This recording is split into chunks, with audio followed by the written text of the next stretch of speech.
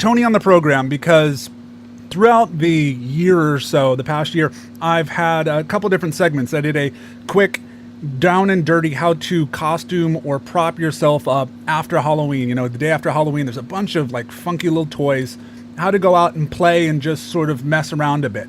But I wanted to get someone here in on the program that has made not only just props, role playing, but have brought in these large scale freaking pug monsters of doom that you see in the magazines and stuff like that. Not only to talk about how you make them, but also how to deploy them and how to get them actually okayed to use on the field. So tell us a little bit about your background and how you got started in scenario and how that transitioned into making some of the stuff I'm going to show right now. Well, I started scenario because I just wanted a better way to play paintball. I kind of tired of just running bunker to bunker to bunker to bunker, and I wanted a little more something to do. And scenario offered a great opportunity for me to do that. I coupled skills that I had with building sets and props for the entertainment industry, and just said, you know, I can build off a set of plans. Say, Ryan, let's draw something. Let's see what we can do. And that's how a lot of my ideas really start. I just like to brainstorm out some ideas for whatever game or scenario we're headed for. I see you're looking at some Battle for Agincourt pics where we actually built horses that strapped onto us, and we ran about the field as cavalry, wreaking havoc on the game, because most people, when they play, quote, paintball, they go to play paintball. they don't want to do anything but, you know, shoot at the guy in the bunker. And when anything confuses them, the creativity shuts down. And I just like to create creativity and come up with creative ways of creating mayhem on the field. Including these right here. Now, this is what I think, we'll wait for this to sync up a little bit. This is my favorite picture right here. This is like the badass slow motion, you know, guys walking out on the field thing. These are your mechs. These are pretty freaking cool here. Now, Peter North is saying I'll go as Optimus Prime, and people do talk a good talk, and I've seen some fun stuff, but it tends to change from, you know, I have a great idea, and then, oh yeah, I'll go out, and then the day of, you see them and they get like a paper plate and write like me, it'd be like, I am Optimus Prime. And you're like, oh, you just wrote Optimus Prime on your jersey? I mean, yeah, come cute, on. Great. But right. Yes. Was that a robot? Yes, exhibit it was. A robot with a human inside. Well, we'll just jump straight to the mechs then, because this is absolutely beautiful. Tell us what we are looking at when we are looking at these bad boys right here. The battle mechs were, well, they were tricky. Think of a pug and a pug, and how one might create a pug using materials easily found. You can start with cardboard, and better than just writing Optimus Prime, we took it a step and went to corrugated plastic. And then I came up with a way to create the side panels for the upper half of the mech, and two side panels, and create an enclosed flight deck, if you will, to control everything.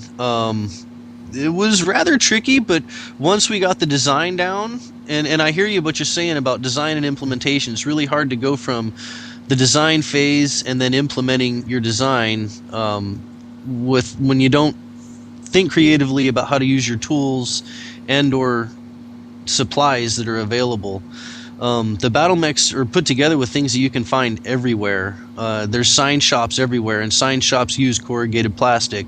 So a good spot to go would be there and ask them for scraps. Mm-hmm. Start experimenting with scrap pieces and see what you can do with bends and folds, creases and the like, and eventually you can come up with shapes that will work for your design.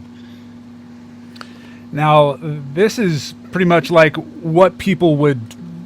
This is like the prop making 101 version. This is like the final project of a master's student or something. This took, I have to tell you guys, I worked on some of these mechs, and just getting some of these to a quasi okay state took hours and hours of meticulous cutting and doing. And does it seem like there's a point where the best intentions go so far and you pick up a cardboard box and you start slapping some of that, paste or whatever on it, and you got a quarter of the way through and you're like, damn, dude, I'm a week into this and I'm not even like a quarter of the way through. What? You know what? F it. I'm just buying a Kmart, costume, which has like RoboCop's face, and there I'm effing RoboCop. Fine. Or I'll pay $60 online. What keeps you going when you get past that great kindergarten phase, which is what they call in learning? Like, you pick a guitar and you know 2 chords, and you're like, I'm going to learn guitar so fast. And after those 2 chords, you're like, fuck, I hate guitar! Smash, smash.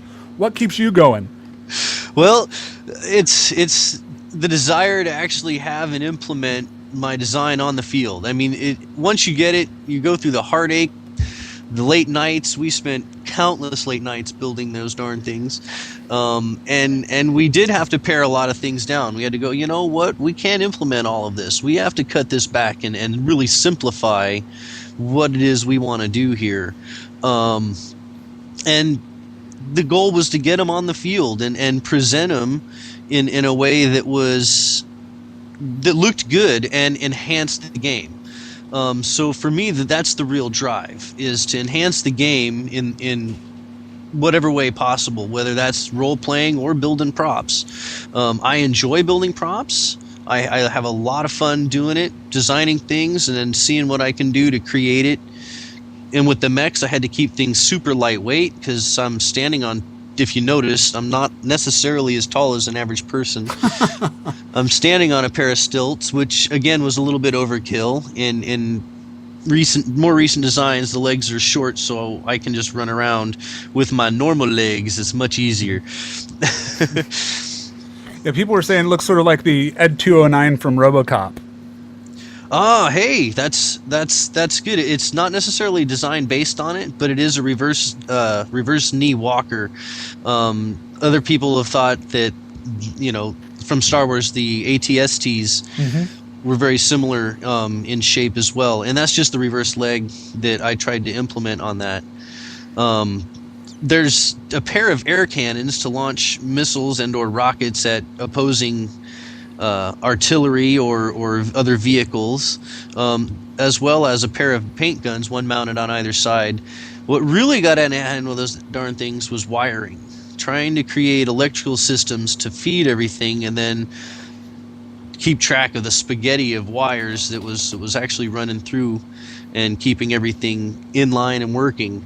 Really made me pull most of my hair out. So any suggestions, I would say, for any simple prop, a pug or anything, really keep any electronics to the absolute minimum. Something that is already pre-built, or something you can find at a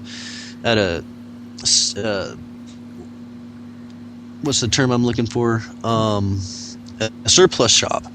You can find surplus electronics that don't even function. I noticed a couple pics back, you had a pickup of one of your costumes that we created, and you went to just an Apex Electronics, which is an electronics surpluser, and you found gauges and gadgets that didn't even need to work, but once you put them in place, they looked great.